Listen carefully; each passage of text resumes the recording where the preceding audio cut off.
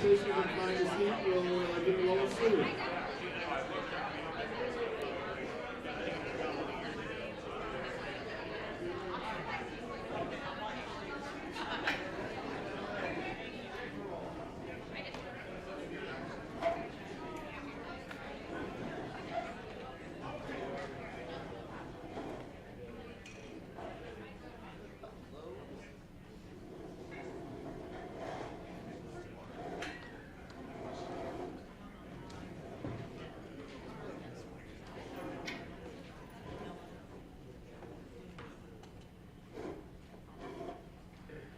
Good morning, everyone. Welcome to NCMC. I'm Lenny Claver. I'm the president here. I think many of you know me. We're still waiting on one of our legislators who may be delayed in getting here, but I would just like to, again, welcome everyone here. Welcome from our faculty, staff, and students. Community members are here. Welcome. Member of the media, I think, rather than members of the media. Jennifer from KTTN is here. And our legislators. I would also like to acknowledge our trustees and cabinet members who have joined us this morning. So if you will, raise a hand or give a stand. Chris Hoffman. Most people applaud. Chris Hoffman. Dr. Holcomb, over there. Diane Lowry. And Rob Maloney.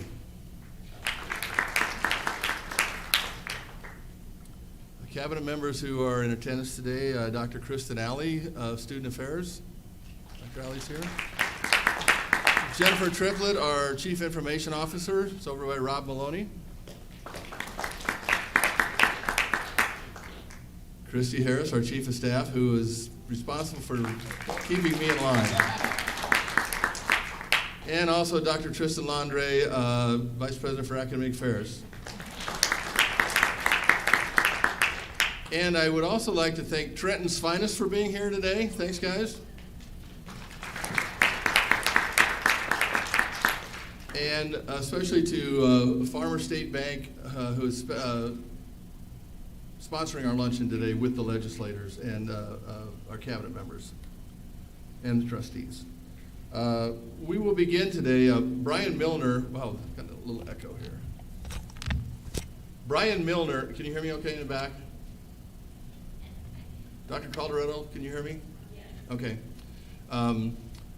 Brian Milner, the president and CEO of the Missouri Community College Association, was here for our Leadership Academy we hosted the last 2 days. And he had to go back to Jefferson City today, but we do have a video that Rick Cole, and Rick, thank you for your efforts in recording this. Rick's upstairs with the headset on.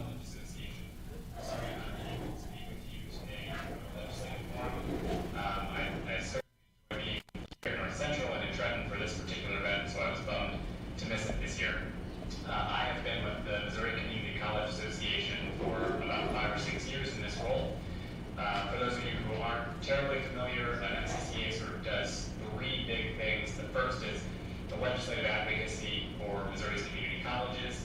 So we do both state and federal advocacy and lobbying work. Secondarily, we do a lot of professional development for community college faculty and staff. We put on an annual conference, we do webinars and other training sessions to help our community college employees be the best that they can be in their roles. And the third is kind of anything that brings the community colleges together in a collaborative fashion, cost savings, cost sharing, things like that. So a lot of times that comes in the form of applying for grants as a consortium rather than individually, looking at participating in contracts where we benefit by multiple colleges being involved, as opposed to individual colleges. So really proud of the work that FCCA does and the work that our community colleges do. Certainly, I know that North Central is a shining star here in Trenton, so I'll always love the opportunity to be here. Brian, let me jump in and ask you a couple questions. First of all, I think you answered everything I would never ask. Great. Well, we're done here. You've done this before. I have, yeah.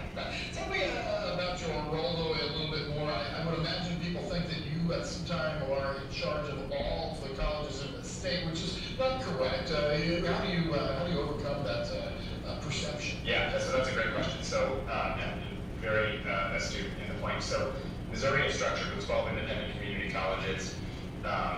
I report to 12 community college presidents and chancellors as opposed to kind of the other way around. Some states are structured, like you're talking about, with a system in a more kind of hierarchical fashion. Really, MCCA serves to support the 12 community colleges, not to feed them, per se. So in my role, it's a lot of, I think the common phrase is herding cats, right? So kind of keeping everybody moving in the same direction. And there are a lot of times when challenges arise and that becomes an issue, but for the most part, I think we work really well together and have a good collaborative spirit, and that enables us to be successful both kind of in the legislative front, as well as in a lot of our other endeavors that are student-focused or around grants or things like that. Speaking of the legislative, the upcoming session, you mentioned the Yep. legislative front. What are some of the priorities for this year for MCCA? Sure, absolutely. So funding is always an issue for us. The last couple of years have been really great for community colleges. The legislature, the partisan administration have been wonderful in terms of trying to invest some both money into our core funding operations as well as some capital improvements and scholarships and things like that. So we're very appreciative of that work. I sort of always take this opportunity to talk about the history of our funding in the last 2 decades, where the community colleges, really higher education institutions altogether, were held pretty flat for a couple of years, despite increases in inflation and enrollment and things like that, which created a little bit more of a difficult kind of financial situation for a lot of our colleges. So funding is always priority number 1 for us. It takes more to pave a parking lot, keep the lights on, educate students than it ever has before, and so we have to keep up with those increases in cost. I think in addition to that, kind of that's 1A and 1B for us is the A+ scholarship. So A+ enables many thousands of students to attend community college. It's a great program, and it is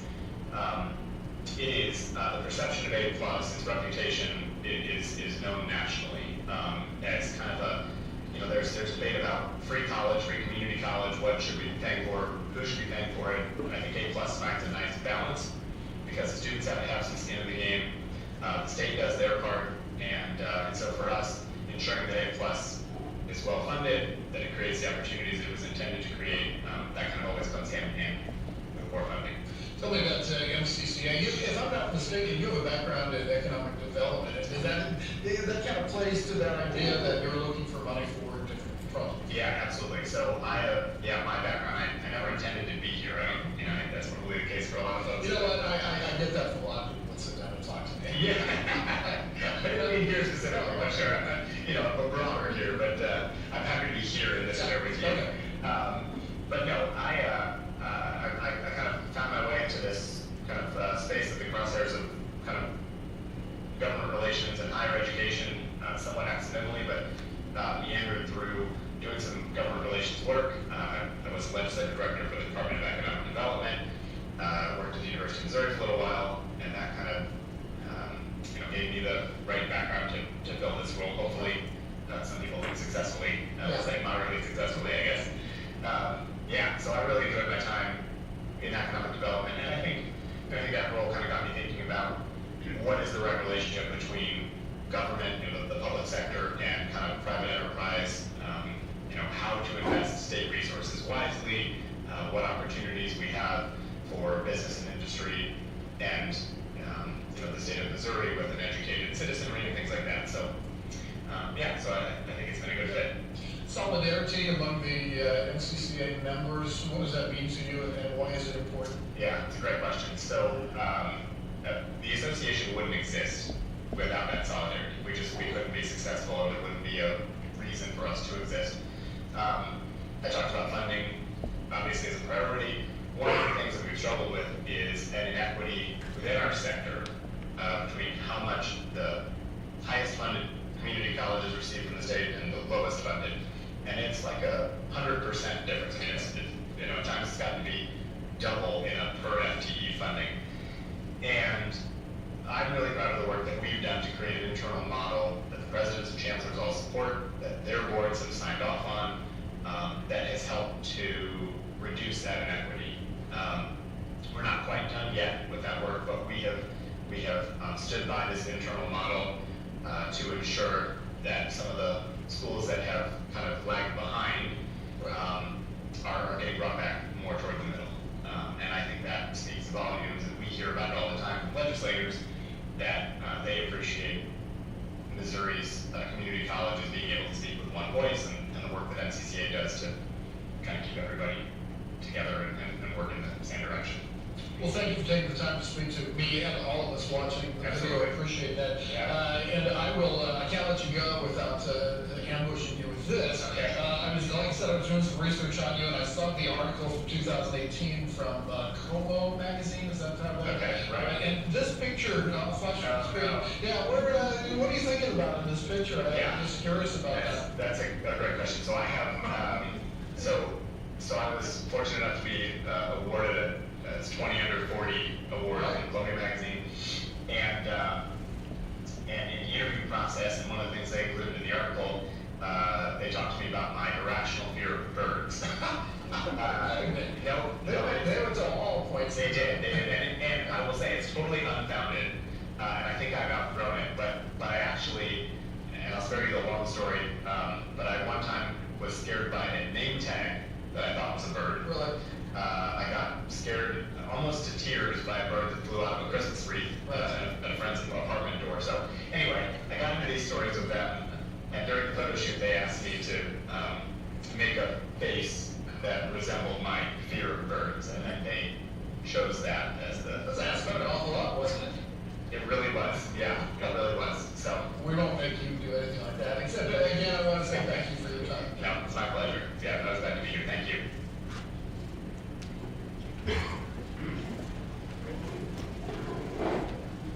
And thanks to Brian for his insights there, as well as thanks to Rick for his interview and his digital media skills. I need to make a bit of a clarification. They are Trenton's finest, but they're also our state's finest from the Highway Patrol. But thanks again, guys. My mistake there.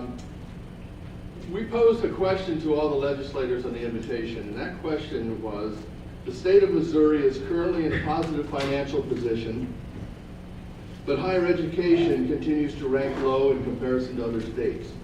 How will you make higher education a priority for Missouri? And then in addition to the question, I've asked them to let us know their committees and their priorities for this session. So a man who I do not think is fearful of birds, we will have Senator Black go first, but I'm going to read his bio. Senator Rusty Black, Republican, serves Senate District 12, represented Andrew, Atchison, Caldwell, Carroll, Sheraton, Clinton, Davies, DeKalb, Gentry, Grundy, Harrison, Holt, Lynn, Livingston, Mercer, Nottoway, Sullivan, and Worth counties, as well as part of Buchanan County. In addition to his legislative duties, Senator Black spent 33 years as an agricultural educator before retiring in 2016. A graduate of the University of Missouri, Rusty graduated with a BS in agriculture in 1983 and received a master's degree in agricultural education in 1993. He was elected to the Missouri House of Representatives in 2016 and elected to the Missouri Senate this past September. Senator Black resides in Chillicothe with his wife Carrie. They have 4 children and 7 grandchildren. So please help me welcome Senator Black to the stage.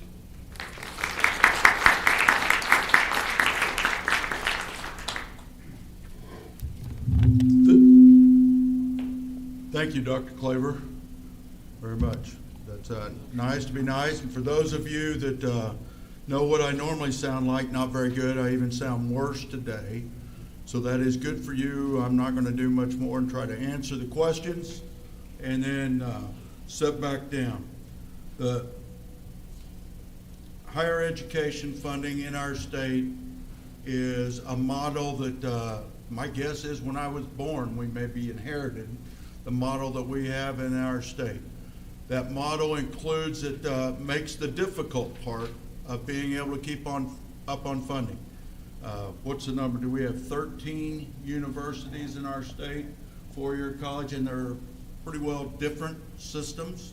So we have several of those systems in higher education to be funded. And as Brian discussed on the video a moment ago, community colleges for a long period of time, my understanding were everybody versus each other on trying to be funded. That model changed before I showed up in the legislature, but for sure something that I see there. Community colleges do their arguing, bickering, debating in closed doors. When they walk out that door and show up in the legislature, it's a united front and nobody throwing somebody else under the table, even though with the model they have, there's opportunity for schools to feel that way, and they choose not to. That does go back to what Brian says in the legislature. Somebody that, in my previous job, I was appropriations chair in the House, and that sounds like something nice, and you get to put it outside your door. It wasn't near as important as it sounded.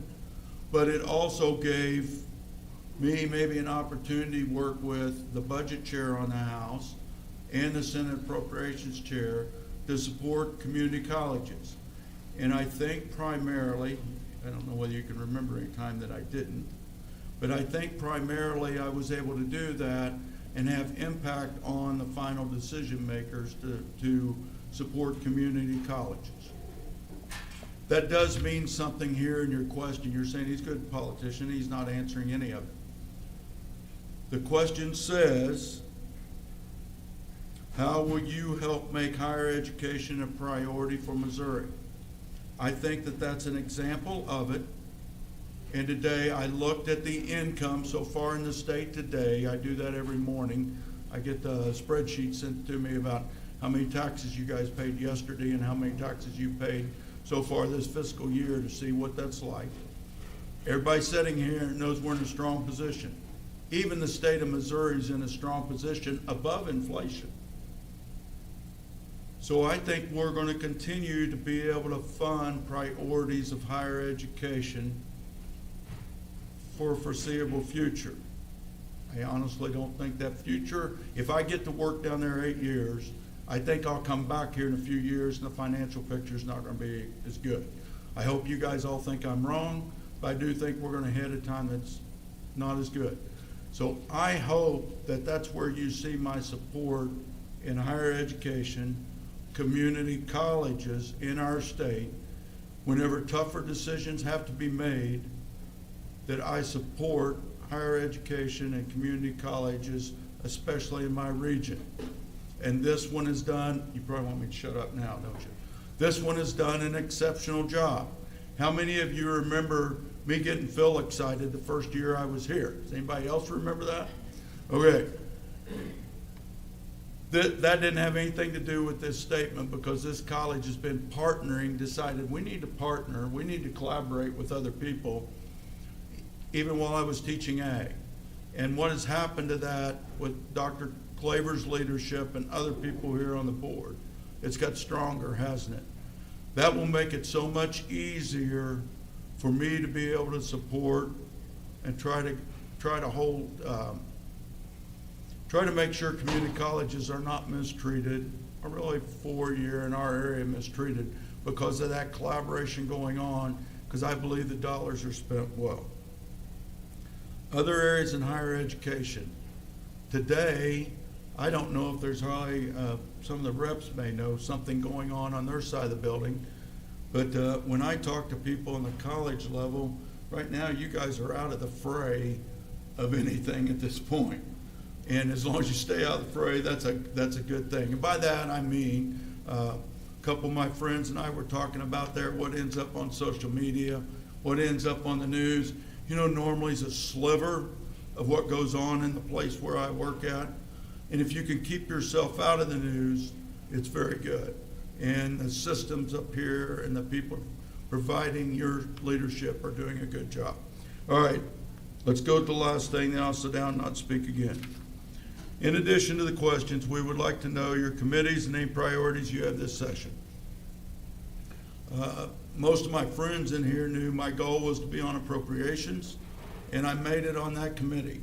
And very thankful for that. I'm the only new person. This will be the one time, I don't know whether it's bragging, but it was very valuable, if I don't screw it up, to be the only freshman that's put on the appropriations committee. So that was my number one goal through number 5 when I turned in the list. I just said appropriations, all the way till I got down to number 6. And then I'm on a government oversight committee, which deals with rules. One of the things, I talked to somebody earlier, we're talking about nurse practitioners, rules around those. Those will be the things that we do primarily in that committee. I'm on agriculture, believe it or not. You read 18 and a half counties that ag is what we are, right? I was on vice chair of agriculture. I'm on military affairs, pensions, and, not another senator here. There's a third part of that. Veterans, I think is the other word in that. I'm on that committee, and I'm also on a general laws committee. Each one of those affects several things. Again, appropriations were number 1, but each one of those I think have value for the area I represent. And then priorities, it is continuing to support funding things coming Northwest Missouri. When you represent 10,000, 25 square miles, the largest area in the state, in the Senate, it's important to try to make sure that we have a voice there, whether it's with rivers, colleges, roads, any form of education, prisons. You know, you think about what's in that area.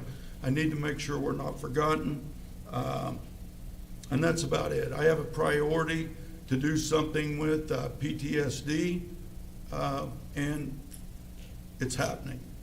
I thought it'd take 8 years. It may happen year 1. So those are the things I'm doing. Thank you. I'm sorry it took so long. My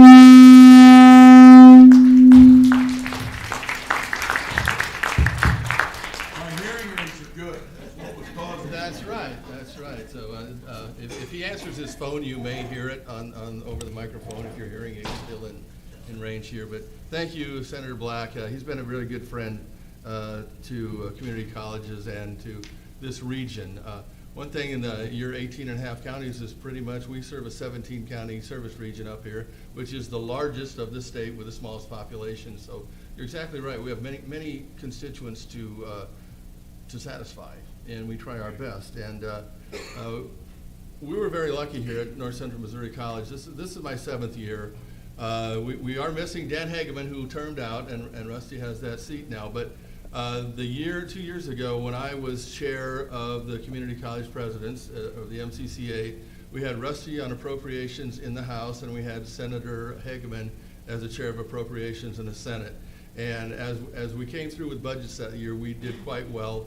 And I want to thank Rusty and Dan, who isn't here, for helping North Central really make a step in the right direction with our funding. And again, our core priorities are core funding, A+, and to make sure that we are operating efficiently and effectively. So we'll continue on with the program here. Representative Maisie Boyd, and I'm not sure it's not short for amazing, because she has done something really I don't think anybody's ever done with your, let's just say, youthfulness.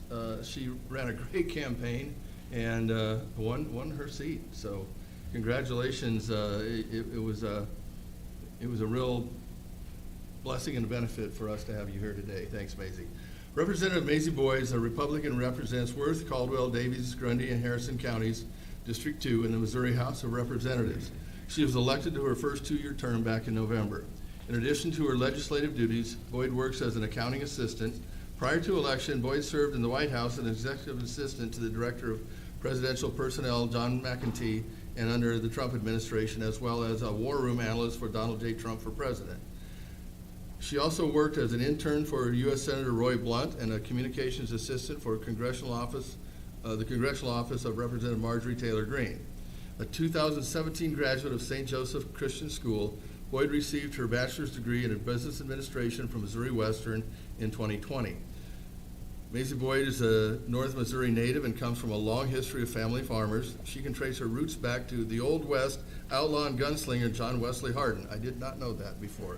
Born in St. Joseph, Boyd now resides in Hamilton, and she attends the First Baptist Church in Stewartville. So please help me welcome Representative Maisie Boyd.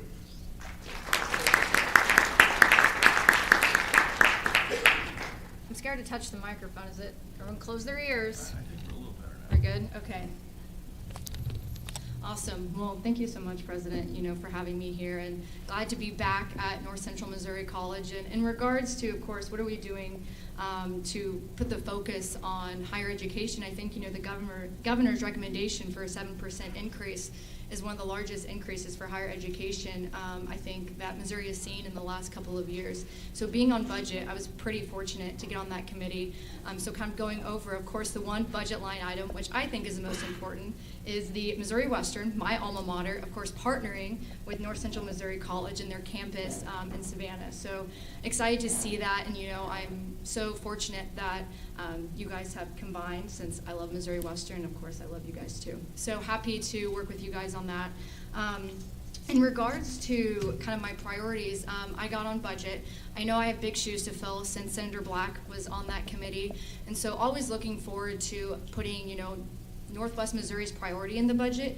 I know Senator Black and especially Representative McGaugh has probably noticed that it always felt like Northwest Missouri was kind of always the last on the table, but because of their leadership, I think our colleges, and especially what's going on in our district, has been put on the map because of leadership by Representative McGaugh and Senator Black. And so in regards to that, I'm on budget. I'm on the sub-appropes for government administration, so kind of going over every single budget line in regards to like treasurer, state auditor. It's been really interesting to see what we spend our money on, and that was something that I felt like I needed that piece of the puzzle to really understand what's going on in Jefferson City. I'm also on ag policy. That's probably no shock to anyone. And I actually got one of my bills passed out of ag policy. I worked with 3 other representatives, and it was regards to foreign land ownership. That's been a pretty, I think, hot topic in the last couple of years. And anytime we can take a look at seeing how we can protect our Missouri farmers, and especially people that are from Missouri, should always be a #1 priority. And so in regards to that bill, we lessened the 1% to 0.5%, and we actually named 5 countries that can no longer own land in the state of Missouri, one being Venezuela, North Korea, Iran, Russia, and China, which is the biggest one of all.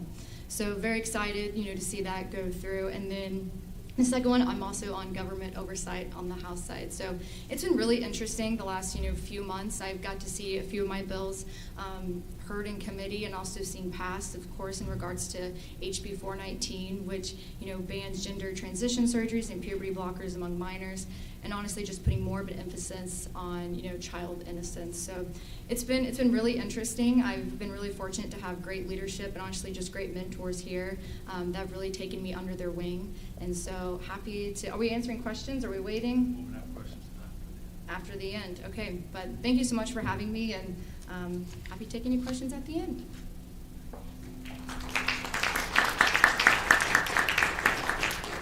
Thank you, Representative Boyd. Now, it's kind of interesting. I just noted that it's ironic that these 3 are on the left here today, because that's not normally the case. Representative Danny Busick, a Republican, represents the counties of Sullivan, Mercer, Putnam, and western part of Adair in District 3 in the Missouri House of Representatives. He was elected his first 2-year term in November of 2018. In addition to his legislative duties, Busick is the owner of Jim's Radio and TV, which was founded by his father in 1956. He also serves as an associate commissioner for Sullivan County, which he's done for 14 years. Danny attended Central Christian College of the Bible and is an elder of the Newtown Christian Church. Busick served as minister of Glenwood Christian Church for 25 years and as a minister of Humphreys Christian Church for 20 years. Danny Busick resides in Newtown with his wife Sandy. They have 8 children and serve as foster parents. Busick's great-grandfather, Paul Purdy, served as a state representative for Sullivan County from 1905 to 1908. Please help me welcome Danny Busick to the microphone.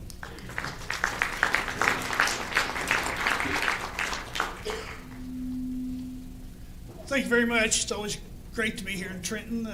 I find this place very fond.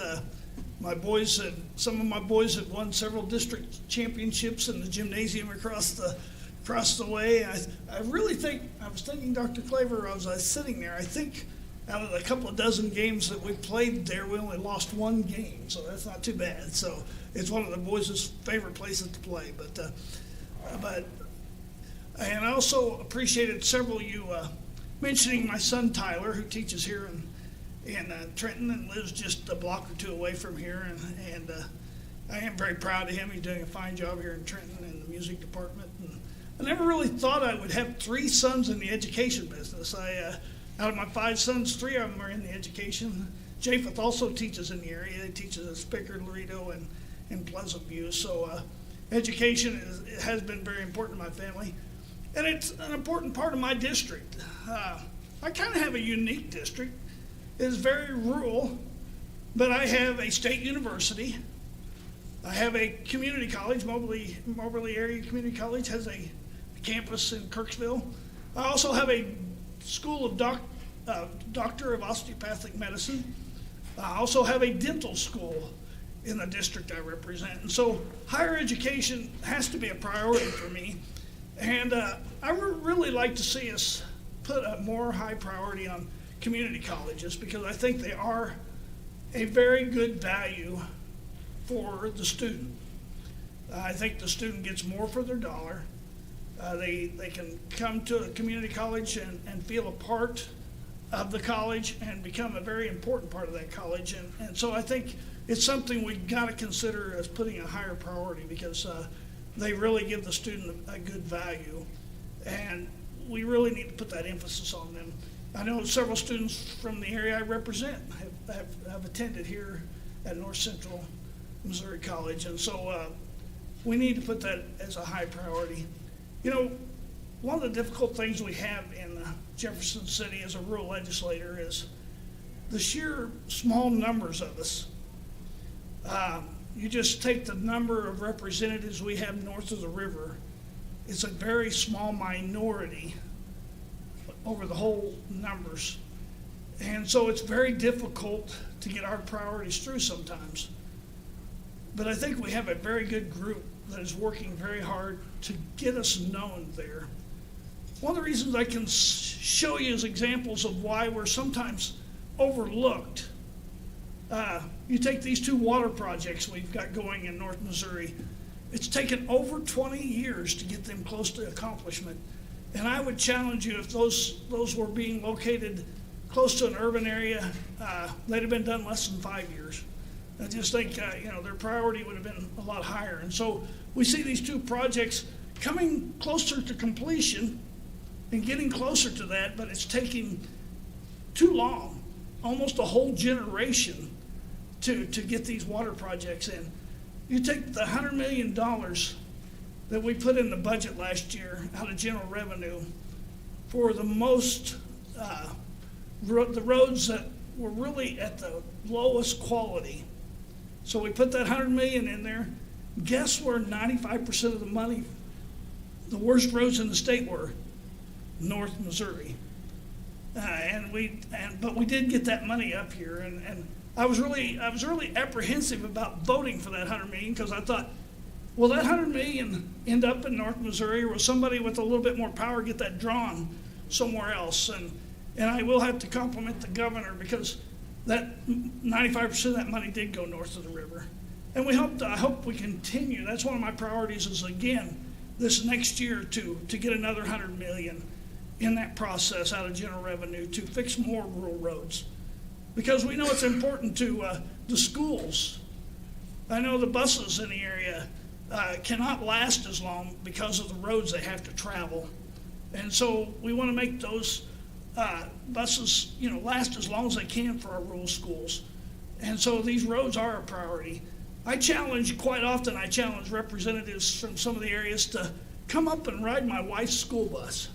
I've never had anybody take me up on that, but I'd just like to see them come up and ride one time on her school bus, because then they would see the challenges that our schools have in dealing with their roads. And so these are 2 reasons I can say that we do not rank high on priorities, but we need to keep that in front of the legislature down there. And your local delegation is doing a pretty good job of making that known, making the priorities for North Missouri. We do have a very significant amount of resources that the state relies on with our food production and our plants in North Missouri that provide food throughout the world.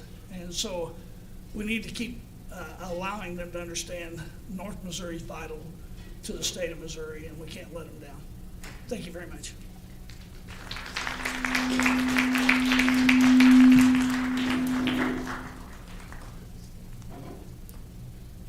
Okay, next on our agenda today is Representative Josh Hurlburt.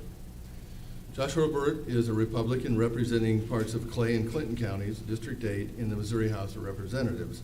He was elected to his first two-year term in November 2020. Many of you have seen Josh here before when he was in the big time with the federal legislator in Sam Graves' office, so he's definitely a familiar face around campus.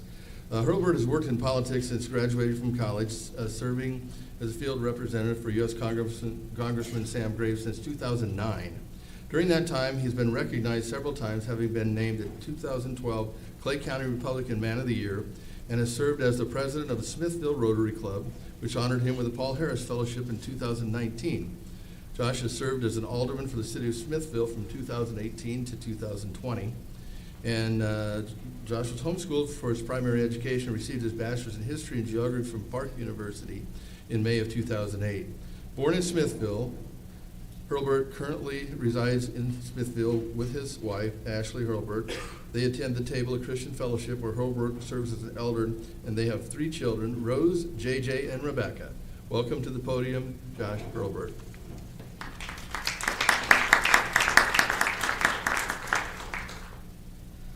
Thank you, Dr. Claver. It's good to be back here at NCMC. Always have fun coming up to Trenton and visiting with folks and driving around town, just seeing everything that keeps changing and all the exciting things that are happening up here in Trenton. So the original question was, how can we make education, especially higher education, a greater priority in the Missouri legislature? I would argue that as a state, our number one priority, at least what it should be, is on education. It's besides the Medicaid program, that's probably our biggest driver of what we spend money on as a state, and it should be our number one focus, our number one priority is education. When it comes to higher ed, I know this current budget year we spent $1.5 billion on higher education, so we were able to get a 5.4% increase in core funding for community colleges. And as part of the subcommittee on education appropriations, we were able to approve the budget last week, or at least move it along the process that way, to increase the core funding another 7% for community colleges. So we're making progress on that front. I know NCMC in particular, you look at where its budget, state funding has come over the past 10 years. We've gone from $2.5 million coming from the states, and this current year is $3.9 million coming from the states. So we're making progress in supporting our community colleges and all the efforts and all the great return on investment that we get out of our community colleges. Sometimes you don't necessarily see in the 4 years that way, but you guys are so tight with your communities. You guys are so responsive to what your workforce needs are here, especially in these rural areas, that supporting community colleges is always going to be important. So my other priorities, I'm the vice chair of the Transportation Accountability Committee, so we're taking a very close look at MoDOT and how they are spending the new revenues that they're getting in from the gas tax increase and the increased federal funds from the Bipartisan Infrastructure Act. So we are trying to hold their feet to the fire and make sure that everything they're spending is not just on I-70 or in the cities, but also come out to those letter of routes that Denny was talking so much about that way. So the more we can focus on our rural roads and just improve those, the better I think we're going to be here in North Missouri. So I'm also on the Education Committee, hearing a lot when it comes to school choice reform. That's that is a passion of mine. It's just how can we encourage that. My phone's buzzing, but how can we make sure that we are making sure that every child has the best education available to them, whether that's public, private, homeschool, whatever it is, that they have that opportunity to get their best educational fit. I'm also on emerging issues, so it's kind of a catch-all committee that way. I know yesterday we passed out the sports gambling bill to allow that to be done here in the state of Missouri, so that's all. You never know what you're going to get in emerging issues, because it's kind of runs the whole gamut that way. So appreciate being here, appreciate the hospitality from Dr. Claver and this school here, and thank you for having us.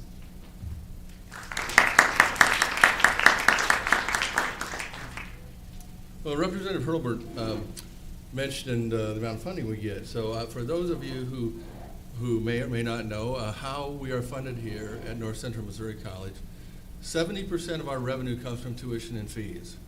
Approximately 26% comes from state funding, 3% from our local tax appropriation that comes to the college, and 1% from grants and gifts. So we are very heavily funded by tuition and fees, and I'm proud to say that we still remain the lowest in those areas. And that's made one of our priorities of our mission come true. We want to be affordable, accessible and affordable, and we've remained affordable among the educational options in our region. So, and we appreciate the support the legislature has given us in the past years and through this budget as well, in addition to some capital project money that we've needed. We have a lot of changes going on around this campus. You may have noticed the number of vacant lots with grass on them now that used to have old houses on them. We have purchased many of those, some through the foundation, that have made more space for the campus to grow, as well as our project to build a new student center, which we will be embarking on bidding later this spring, and construction will be about 18 months. And that will be a great addition, something we've really never had, as a full student center where we can have our bookstore and campus shop, the dining hall and dining area, as well as a student commons area with offices and meeting rooms, for example, for the Student Senate in one place, and that will be, you may see the sign south of Geyer Hall that has that. Anyway, we have gracing us here today Representative Peggy McGaugh, and Peggy is a Republican representing Carroll, Lynn, Livingston, and part of Ray counties, and she proudly serves the 7th District in the House of Representatives. Representative McGaugh has the distinct honor of serving nearly 6 four-year terms as Carroll County Clerk until winning a special election in February of 2018 for the Missouri House District 39 as a successor to her son, Judge Jodan McGaugh. She has served a total of 32 years in the Carroll County Clerk's office, is the former treasurer of the Missouri Association of County Clerks and Election Authorities. She has served as the president of the statewide organization, Missouri Association of Counties, in 2009, representing all county elected officials of the state, and serves as the vice president of the Missouri Public Entities Labor Relations Association. Representative McGaugh was previously a member of the Secretary of State's Voters Integrity Task Force and decided to make a transition from county government to state government so she could advocate for free and fair elections. Additionally, Peggy wants greater economic development for rural communities and to increase the number of jobs in those areas. She and her husband David have made rural Carroll County their home since 1979. They're the parents of 2 children, son Judge Jodan McGaugh, his wife Cassie, and daughter Jocelyn Blue and her husband Eric Blue of Kansas City. Peggy and her husband have 3 grandchildren, Nora, Kate, Vivian, and Gemma. And we welcome Peggy McGaugh to the microphone.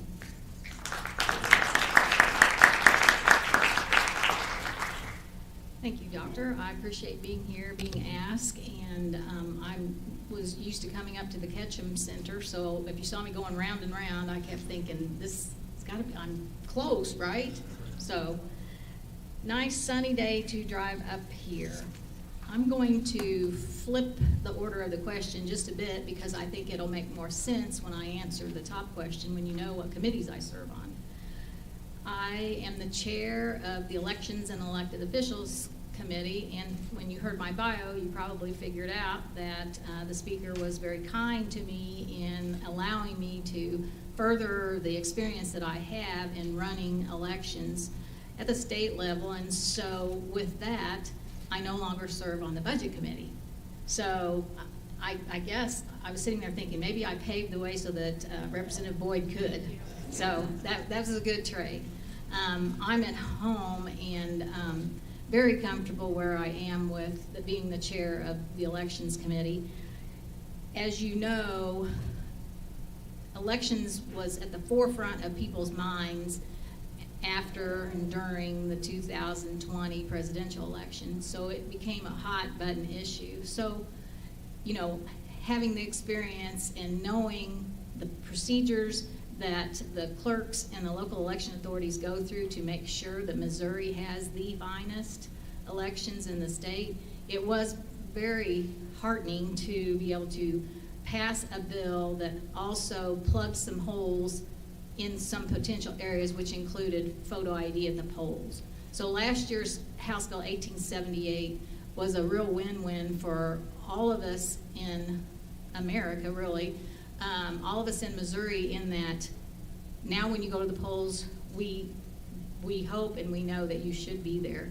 And so most recently this week, there's cleanup language also. Anytime you pass a bill, sometimes you figure out once you've used it one time that things can be tweaked. So we've done that as well. So I've spent a lot of time and didn't have time for budget, so thank goodness that Rusty's over on the Senate side and Representative Boyd's there, and we trust them to bring the money to the north. So you've got good representation there. My other committee, administration and accounts, and that sounds innocuous, and it pretty much is. Only the House of Representatives has its own budget and its own employees. And so there's a committee that helps with the procedures that we go through. It's a pretty powerful position for the chair. I'm the vice chair. I have very little power, but I help the chair. It doesn't sound that exciting, but it really is, to get to help people get their office space. And it's by seniority. So when the freshmen come in, they're the last to get to pick. So, it's kind of like being in school, the seniors go first. And so, and parking spaces too. I know that just sounds silly to you, but if you were ever there, office space and parking space, you've won the game, if you get to stay there. So I get to help in some of those decisions. The third committee I'm on, and that's the reason why I waited to tell you that last, is children and families. So children and families, I really didn't know what to expect. I hadn't followed that during my tenure, and I see now how children and families and what we're doing there because of the governor's decision, or his bills, include early childhood investments. And there are 3 areas that we're going to focus on. And our friend who couldn't be here, Representative Shields, is really heavy into education, as you know, and she is the one carrying these bills along with a Senate version. So the first one is early childhood education expansion. And basically, Governor Parson recommended that the budget modify the current state aid formula for early childhood education programs in public schools and charter schools by expanding state aid to all 4-year-olds that are eligible for free and reduced lunch. So basically what we're saying there is we're going to help those kids with early childhood education. The state will be picking up that tab. If you're going to follow those bills, it's Senate Bill 495 and House Bill 833. The second part of it is child care subsidy rates, House Bill 2. The Governor Parson's recommendation budget increases child care subsidy rates to the 58th percentile of the 2022 market rate study. Further investments will be targeted at continue to increase child care subsidy rates towards the full market rate. If boiling all that down, the current rates cost approximately $175 million. The reason why I think that these type of bills and these type of subsidies will help kids early in their life when they're forming their brains and when they're learning at the largest capacity, so that when they get to junior high and high school, they will be more prepared to come to colleges like NCMC. And so we need to start at a young age. And we need to also help with child care tax credit programs. We need to help these mothers that need to get back in the workforce by helping them with a child tax credit so that they can feel that their kids are safe while they're back at work. We will have a child care contribution tax credit for corporations, charitable organizations, individuals, and partnerships to 75% of a verified contribution to a licensed child care facility. In other words, the employers can buy into something that will allow their former workers to come back, and they will also benefit from this. So again, it sounds like a roundabout way to not answer the question about what I'm doing for colleges, but what I feel like what we need to do now for the younger kids will benefit the colleges in the future.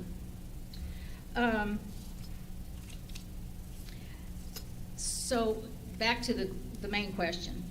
I'm a fiscal conservative, you know, we are as Republicans. So when I first saw the additional money coming down from the federal government, my first reaction was, and this is how my husband and I do this at home and on the farm, just because we have the windfall of something, we don't go out and buy something new.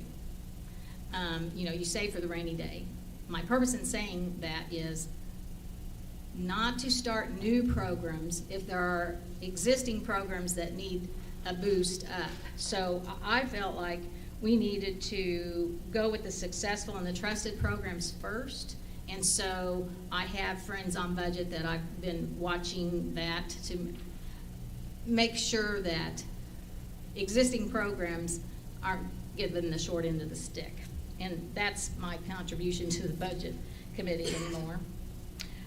I think that bringing in the employers and working women and men, the corporations, small businesses, large businesses, in this plan to get everybody together to get our area back to work is the best thing that we have going in the legislature right now. That's my opinion because they put me on children and families, and now I understand it a lot more. So if you have further questions on that, I gave you the House bills. I'm happy to answer questions to the ability that I can. That bill was just heard, all of those were heard just this past week. So it's still information coming at us and toward us, but what's important is it's our Governor Parsons, one of his big priorities. And usually when the governor has a priority, he gets people around him that will support it, and it'll probably go through. So with that, I will also answer questions when and if you have any, and thanks again for having me. Thank you, Representative McGaugh. We will have a few minutes for questions here, and I know everybody's on a schedule, especially our legislators, and they're back in their districts today, so we'll keep that short. But very pleased to hear that funding programs and services that are quality and good. That's North Central Missouri College, folks. So keep us at the top of your list there. And I think it would be hard to argue against anything that we can do for our children, as well as education, K-12 and higher education in this state. As we know, as your population has greater educational attainment, it rises all tides, including income for the state. So we hope you keep that in mind. So at this time, if you would just stand up and raise your hand, maybe speak in a bit louder voice to ask any questions you might have of our legislative representatives and Senator Black here.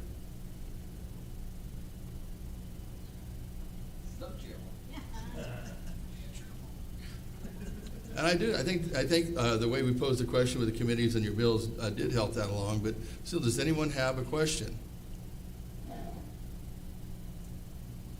If it's in your mind and you're afraid to ask, coax it out of there.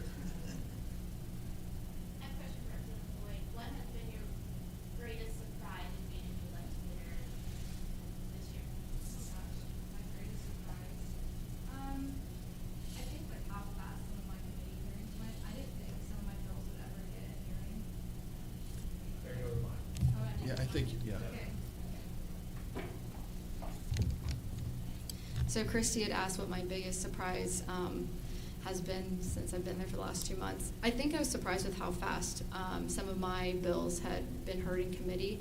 I think, gosh, about week 2 or 3, I was hearing, I think, some of my favorite bills. And so it was interesting. I got a 24-hour notice that I had to prepare for 2 of my bills in a committee hearing, which ended up being over 9 hours long.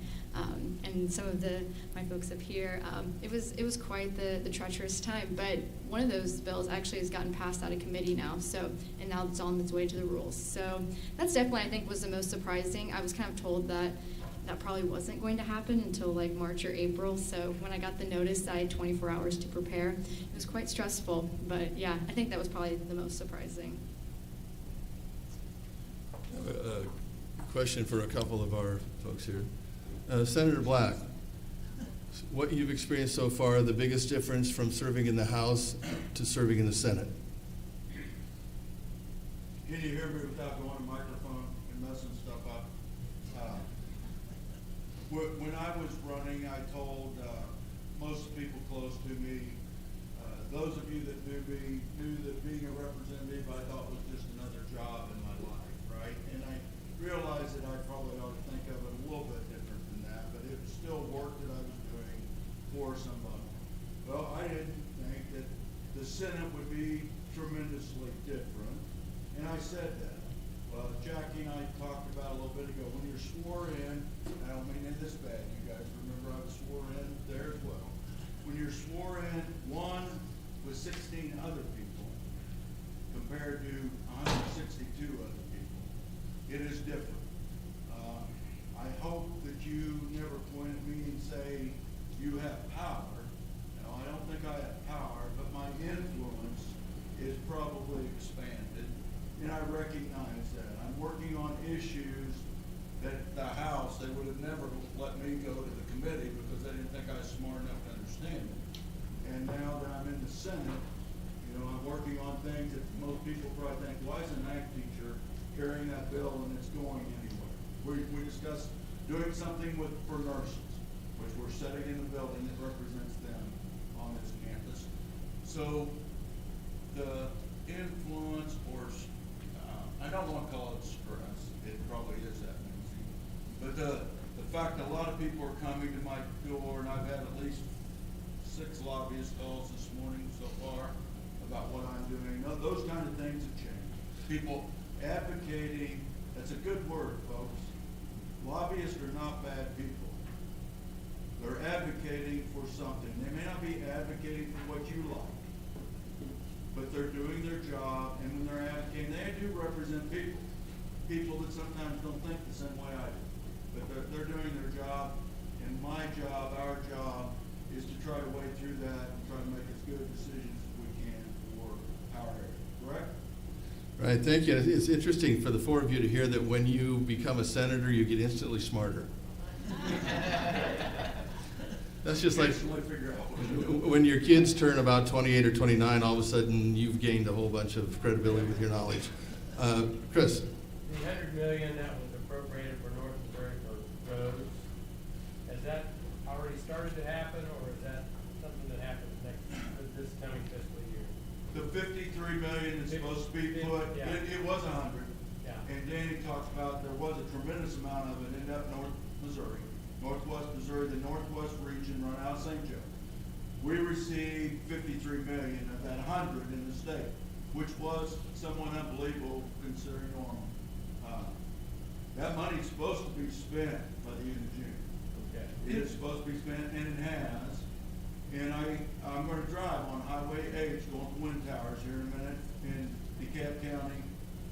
In that road, I've got no family friends that sent me pictures and really upset that Rusty Black didn't have that road fixed yet. So I went and met with Marty Lyle yesterday, and guess what I get to tell David, just like talking to Chris? No, that road's not going to be fixed yet. $53 million is not enough to fix everything up here. At this point, there's not been any additional money like that put in the budget this year.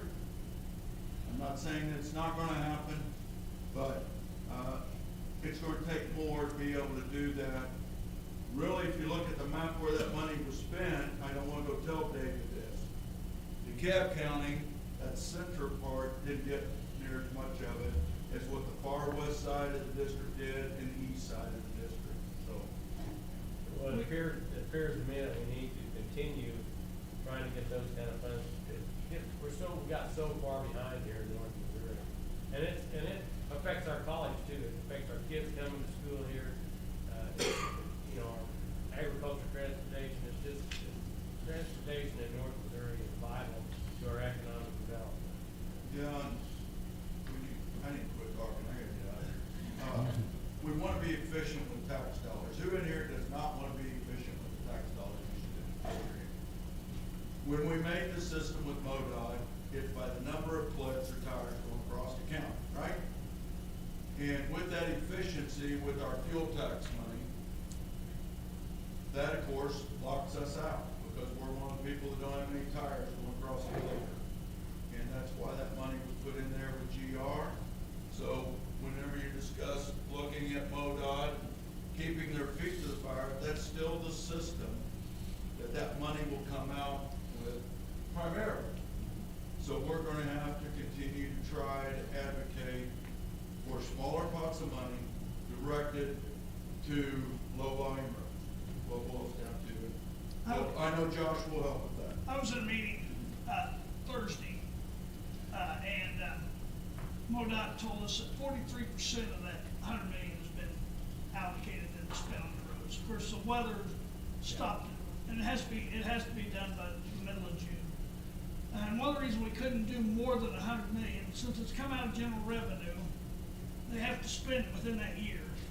If you put too much there, then you don't have enough contractors, and then you're gonna get about half the value, because you're gonna have much higher bid. So I'm hoping the next 3 years we add 100 million every year to finish, hopefully get most of these roads back to where they should be, at least close to back to where they should be. So if there's carryover, what happens to that, or does it get spent? Well, hopefully that won't happen. We think that won't happen. That's why we limited it to 100 million the first time, and we think we can get that in. There is ways to change that and get it to carry over, but it's really obligated for MoDOT to go ahead and get that spent by the 1st of July. I would add one thing on that, and I think when he's saying Russell's League, yeah, I heard all the other people say Russell's League. But, another thing, meeting with MoDOT, all of us realize this, everybody in this room understands, that with all this extra money coming into infrastructure, you know, prices have went up, normal supply and demand, we can complain as much as we want to, but part of it is truly supply and demand. And the other thing that's happened, in the past, if Missouri had extra money to spend, normally some other state around us, and where we're at, that's 3 states, didn't have extra money, or one of them. So contractors out of those states would come bid on this project. Jackie, for sure, got to see that over the years. And they told me nobody's coming out of state to bid on projects now. They're down to 2 bidding on projects, primarily 2 bidding on projects. So that's making it hard to get that money. I apologize for having to leave. I've showed up late to your stuff before, so you know it's time to go. Thanks for coming. I just have one more comment, and that, you know, we hear the word efficiency a lot, and I just got done about 1 o'clock in the morning filling out a long, tedious process of efficiencies and cost savings that has to do with the legislative bill from last year, House Bill 3003, I think it was. And I just want to advocate, as seems to be a good term today, that with efficiency should come effectiveness. So I would just ask that as we go along, and it should by common sense, as we become more efficient, we're narrowing down how we do things, what they cost, but we should also be looking at, is that going to make something more effective? And if efficiency does not have effectiveness tied to it, we need to rethink the way we're looking at efficiency. So thank you for coming today. We appreciate that. We'll be continuing our conversation in a few minutes with the legislators and the cabinet and the trustees.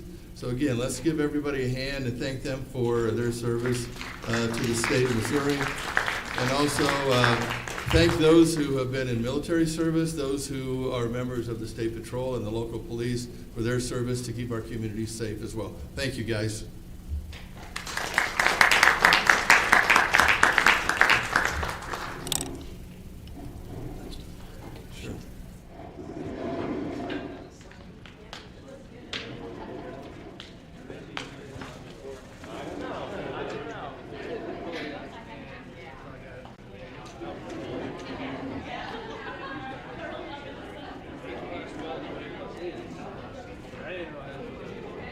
Just a last